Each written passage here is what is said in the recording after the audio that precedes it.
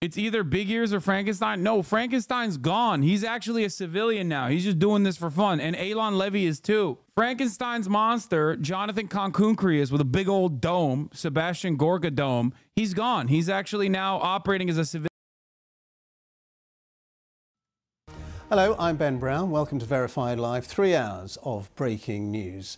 Let's start in the Middle East, and Israeli tanks are now reported to have reached the very centre of Rafah, the heart of the city in southern Gaza. By the way, this is directly ground assault. Okay? This is ground assault, as in the definitional clear-cut, like the final boundary.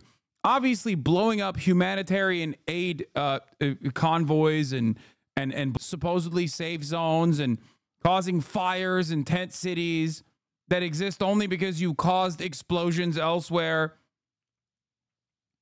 All of that is complete violations of the red line.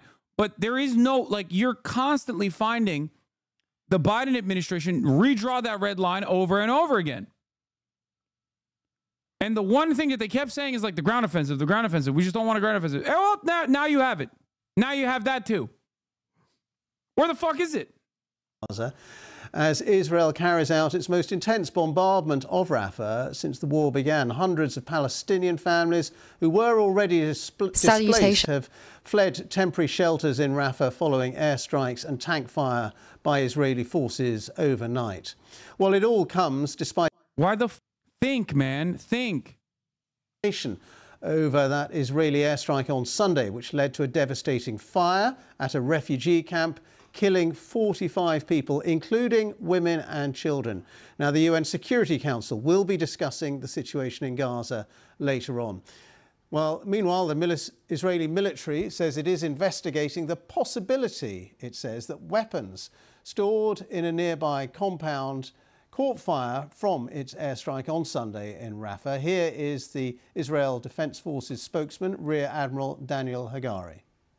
Our munition alone could not have ignited a fire of this size. I want to repeat it. Our munition alone could not have ignited a fire of this size. Our investigation seeks to determine what may have caused such a large fire to ignite.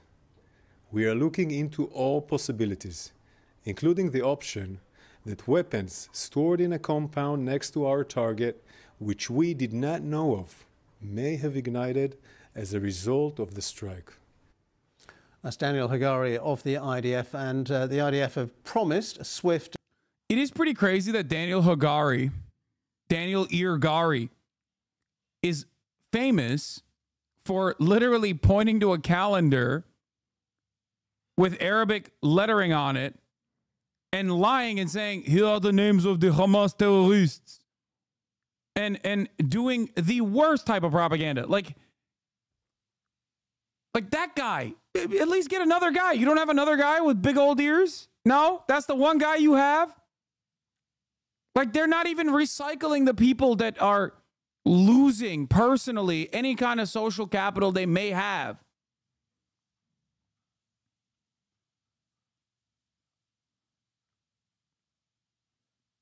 It's either big ears or Frankenstein. No, Frankenstein's gone. He's actually a civilian now. He's just doing this for fun. And Elon Levy is too. Frankenstein's monster, Jonathan Konkunkri, is with a big old dome, Sebastian Gorka dome. He's gone. He's actually now operating as a civilian. So is Elon Levy. What? No.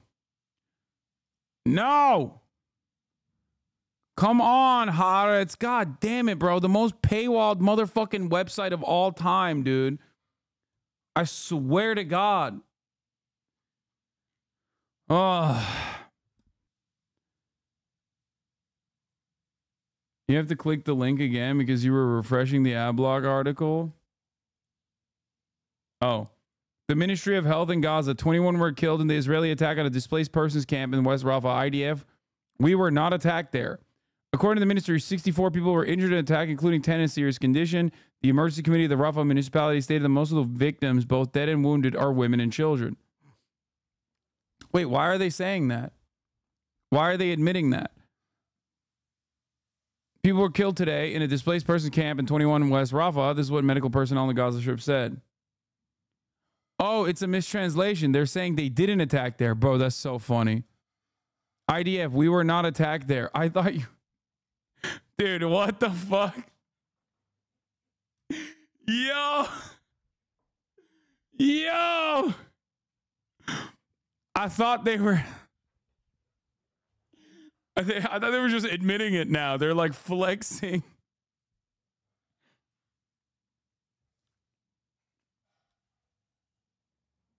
Why not use their English website? Because this has not hit the English website yet, most likely.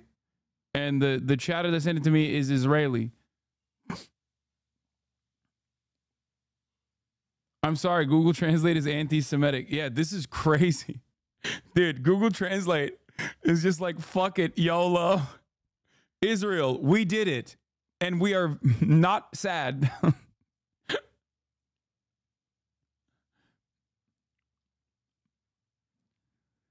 Google Translate is Hamas.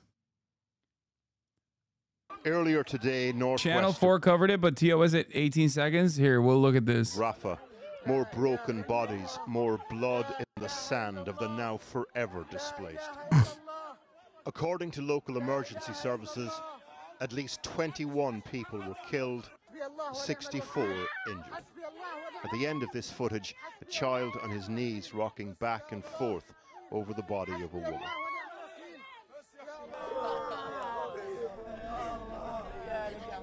A cluster of tents were hit close to a field hospital. Gaza's health ministry said 17 of the dead were women and children. The IDF said they were not responsible for this strike. So how did it happen, bro? By the way, this is not yesterday. This is literally recent. Like, this isn't the previous one. Okay, this isn't the one that they're lying about currently. Ahmed Nasir, originally from Gaza City, had to collect the bodies of his extended family. The fire one was the night before this one. This was in the morning, yeah. Strike was just there. We ran towards it to see what happened, and the second strike happened here next to us. We came and found about 6 or 7 of my relatives. The thing is, let's say you are a rabid, brain-broken, psychopathic ultra-Zionist, okay? And you want to believe in your heart of hearts that Hamas is responsible. They're killing their own people, right? To get the world to pay attention. Because, like, that's kind of what Israel tries to claim. Or they're trying to blow up Israel, but then they fail and they blow up their own people. Like, you have to remember something. If they're trying to fucking... Like, there is no motivation for Hamas to kill the Gazan population. Okay? 36,000 have been killed so far. Nobody gives a shit. Okay? An additional 17 is not going to fucking move the needle for many. Okay? That's it. Some of my cousins, their husbands and children. People are settled here and are safe. They have nothing to do with anything. These are displaced people, my relatives, all of them are my cousins. This is Al-Mawasi. It's just a few miles west of Tal al-Sultan, where at least 45 people were killed on Sunday night. The UN Security Council held an emergency closed-door session this afternoon to discuss the incident. The Rafah offensive is now in its 3rd week. What happened here near a designated humanitarian zone has turned international unease into outrage. The shape of the Rafah offensive was as close as the international community had to a red line. On Sunday night, we eliminated senior Hamas terrorists in a targeted strike. The IDF said today that they'd killed 2 senior Hamas operatives, went on to imply that the initial strike had ignited weapons being stored in the vicinity. Following this strike, a large fire ignited for reasons that are still being investigated. Our munition alone could not have ignited a fire of this size. I want to repeat it. Our munition alone could not have ignited a fire of this size. The IDF released this video today as part of their Rafah operation. Eyewitnesses have seen tanks in the centre of the city. A senior aid worker we spoke to described an intense military operation combined with panic about where now constitutes a safe place to escape to. People, they don't know where to move exactly. On the ground there are some advancement for the ground troops towards some new locations within Tal Sultan area. People actually, they don't know where to go, they don't know what to do.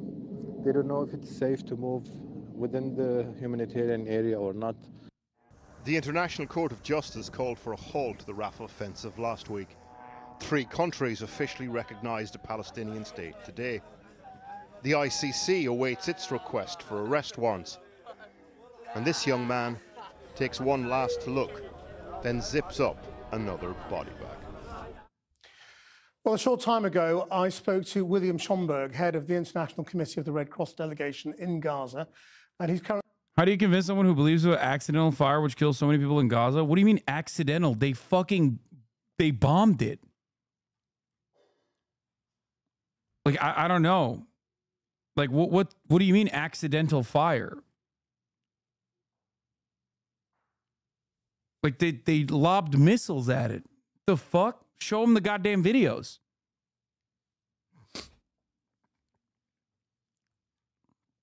It's not like they're denying that they blew it up.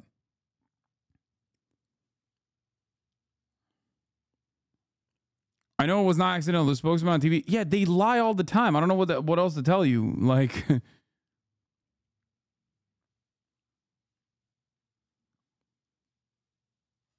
it's just 36,000. All accidents, all minor accidents over and over again. It only becomes an accident when you pay attention to it, though, when your parents pay attention to it, though, which is odd.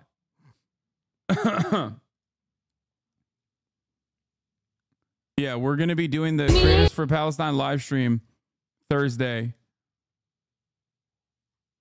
Yeah, accidental famine, accidental fucking decapitation of children, accidental murder of 7 aid workers, 200 prior as well, but 7 World Central Christian aid workers, accidental flower massacre, accidental every hospital blew up, sorry. Currently dealing with people at the ICRC field hospital in Rafah, and because of the communication difficulties, we could only reach him on the phone. I should warn you, there is flash photography in the images we've used over it. There aren't really words to describe how devastating the picture is. By the way, this is the other thing. You have Doctors Without Borders and numerous other international organizations working on the ground and in the hospitals. And the direct involvement, like the people who are directly involved in like trying to save the Palestinian population, every single day, they're like, these are horrors beyond human comprehension.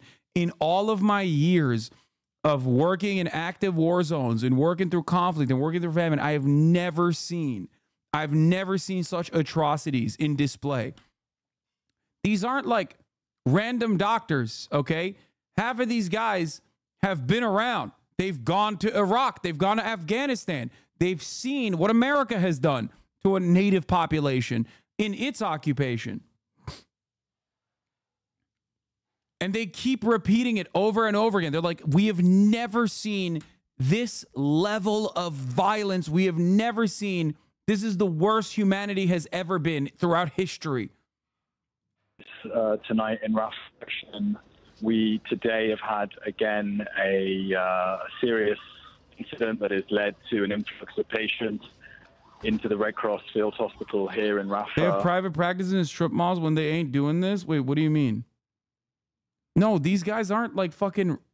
Doctors see a lot of horrifying shit, okay? Especially when they're working in ER and whatnot. But that's not what we're talking about here. These guys are actively going to war zones regularly. Definitely not in history, but it's bad. Yeah, of course, definitely not across the board throughout history. I'm saying throughout contemporary history, from their own personal experience, actively going and working in fucking war zones and shit. Like dudes who have been to Afghanistan, combat medics, dudes who have actually worked with Doctors Without Borders in Afghanistan and Iraq, going to Gaza and saying, I have never seen this level of fucking bloodshed. But the fog of war could render them unreliable. Yeah, dude, the fog of war caused you to think that this is a good debate, ad break debate, okay? It must be. Yeah, it must be the fog of war that's causing you to think that that's a good segue, because it's not, okay? Especially after I got caught with my dick out in the wind earlier. Trying to get my family to give a shit about this is insane. My dad is the only one in my family who knows I was arrested at my college encampment for this, and he knows I care about it. Can't get a single other family member to give a shit about it without directly inserting myself through. A lot of liberals are like this. White people don't give a shit about Arabs. Yes. So here's a valid avenue of attack for those of you, okay? Keep this in your fucking pocket. If your family members don't give a shit about the death and destruction of so many children and so many babies and women and the elderly, whatever, right? They don't care. You can't get them to care about it. Use a different avenue of attack. Tell them that these are American weapons. Tell them that these are our tax dollars being spent to murder children rather than fucking help people who are on the streets. Our veterans, for example. It was Memorial Day weekend, it was Memorial Day yesterday. What are we doing for their memory? An unimaginable percentage, I think it's like 17% of all homeless people are veterans, okay? That's crazy. It's crazy. What are we doing about that? Well, we're too busy fucking using all of our tax dollars in funding and facilitating this fucking ethnic cleansing campaign, okay? 22 veterans a day are killing themselves.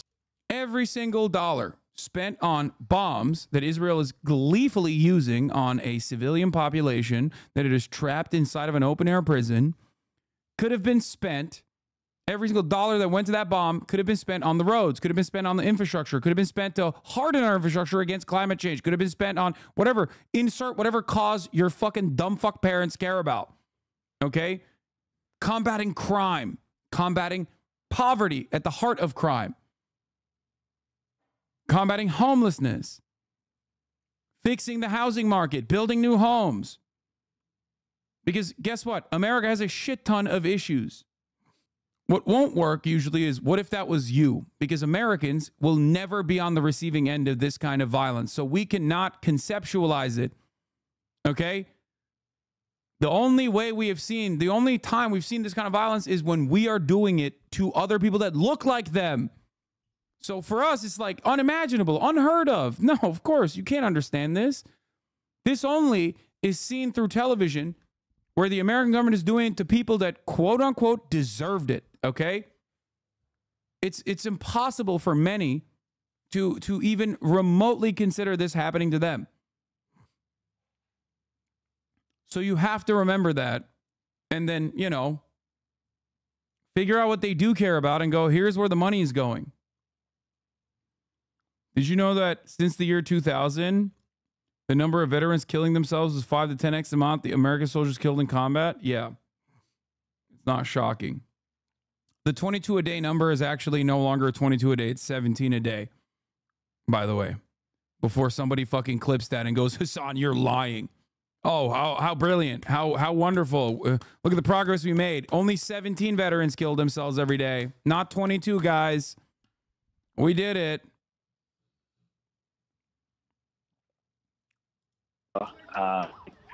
We're talking about burns, terrible shrapnel wounds, children, women, all of whom have been affected by the ongoing hostilities. At the same time, there's an overwhelming sense of fear and panic as the operations in Rafah intensify, and there have been yet further displacements. Like, I can look out now, the hordes of people scraping together everything they have and trying to get out of here, whether it's on foot, donkey, or car. Are you going to... What do we do about the massive population who doesn't give a fuck and is gleeful at this murder because they think they'll get raptured? Yeah, you can't. That's... Dude, what? You are not a social worker talking to someone engaging in crisis counseling, okay? You cannot talk to your schizophrenic parents if they're evangelical Protestants who believe that, like, the rapture is coming. I'm sorry. Put them in a fucking re-education camp. Yeah, 48 hours later, not a single mainstream media outlet has covered Israeli soldiers mass burning civilian homes in Rafah with immense satisfaction and joy. Imagine those were Hamas militants posing for such pics at Israelis' kibbutzim. How many Arab savagery headlines would there be? Isn't that a good thing with the veterans? No, what the fuck is wrong with you? I want to bait y'all. Good bait, man. No, I don't think 22 veterans should fucking kill themselves a day. The fuck? Good bait, dude. I'm not one of the, all American troops need to be actively murdered type leftists, if that's what you think this was. Not that many of them anyway. To be able to stay there? We are committed to meeting the humanitarian needs of civilians in Gaza, which have reached unprecedented levels.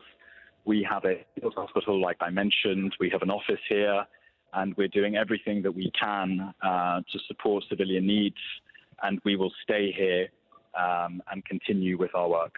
Can you give me any sense of the scale of the hospital and how many patients you're dealing with?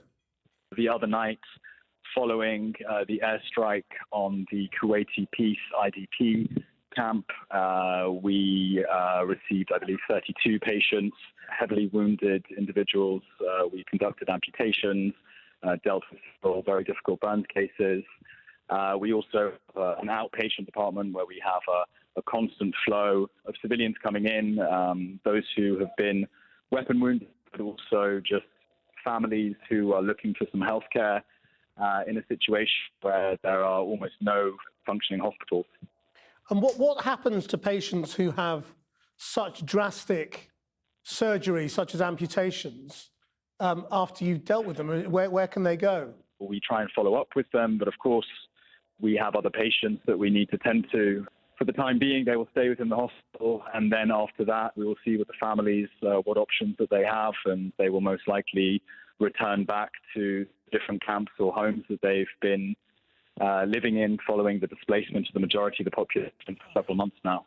And how heavy is the Israeli bombing at the moment, the airstrikes? Can you give me a sense of their regularity? Pretty constant. I would say that often they are quite far away from where we are, but let's say at least on a daily basis, several times we've heard many loud explosions. Of course, difficult to fully understand exactly what's the cause of them or where they come from. William Schomburg, thank you very much indeed. Thank you.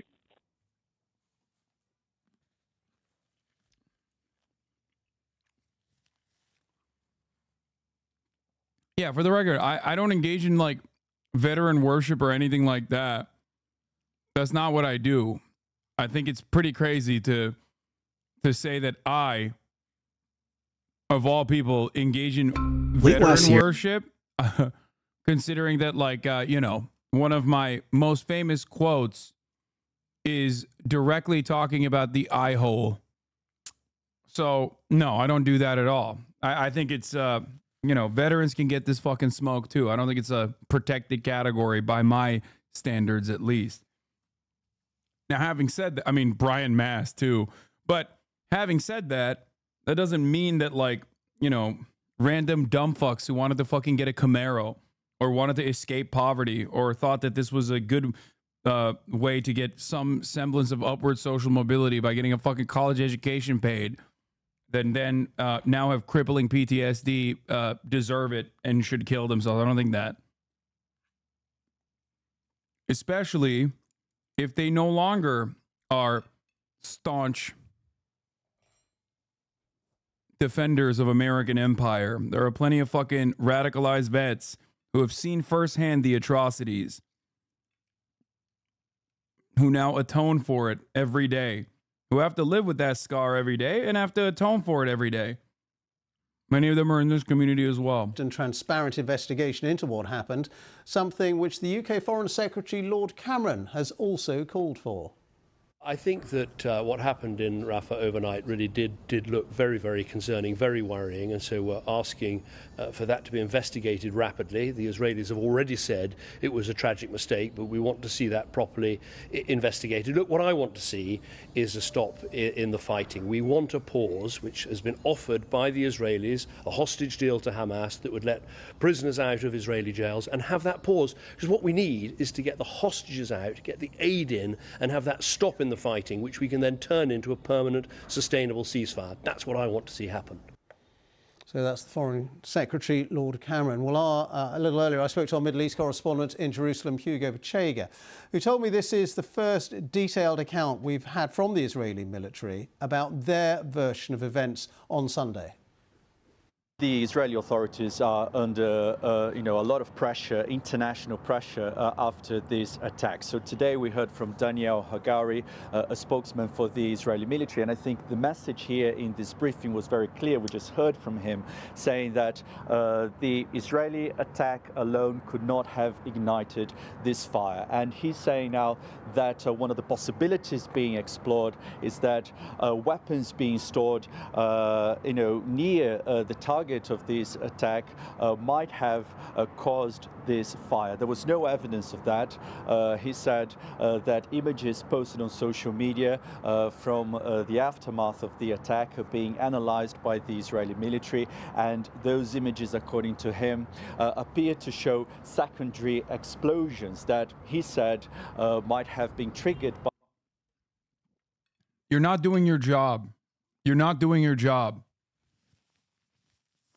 Do your fucking job. Your job isn't to go, this is what Israel said. Your job is to go, if you're going to say this is what Israel said, your job is to say, they have on countless instances they have this outlet, Channel 4 and the BBC, has on countless occasions found evidence that directly contradicts what the Israeli government's immediate sentiments were. Okay, it's immediate facts after a bombing campaign. It's ridiculous. You can't just say this is what the Israeli government says and just like leave it at that. You also then have to follow up with your own fucking investigation. By those weapons that were being stored in this site near this compound that was targeted. Some other lines from this briefing again. This isn't Channel 4, this is BBC. They're fucking awful. Channel 4 is great.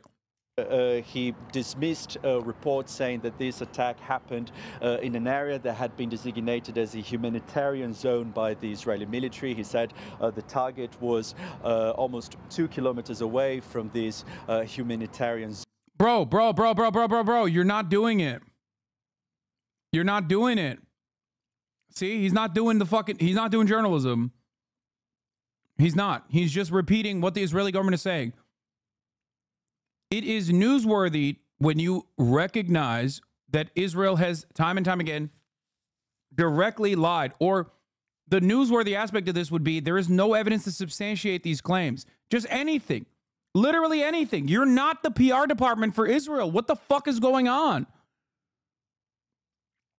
This is disgusting. Zone. And he also said that the target here was located 180 meters away from those tents. So we know that after this airstrike, there was this huge blaze. At least 45 people were killed as a result of this attack, including many women and children. And again, a lot of international condemnation and human rights organizations saying that despite what the Israeli authorities have been saying, they know that there is, a large risk that, large numbers of people could be killed as a result. That's crazy. He doesn't even fucking directly contradict Israel's statement and simply says the pussies over at the human rights organization say a large number of civilians can be killed. It's like, yeah, dude, we know that. They have been killed. Over and over again. You already said that in the beginning of the fucking reporting when you said 45 people died. No counter. Notice how there's no counter, no additional information. about Israel's tendency to lie about these sorts of things, or even the fact that this is completely unsubstantiated. They did not offer evidence. They showed you a couple satellite shots and you took what they said for fucking granted. I'm losing my mind. Result of these attacks, because of the large number of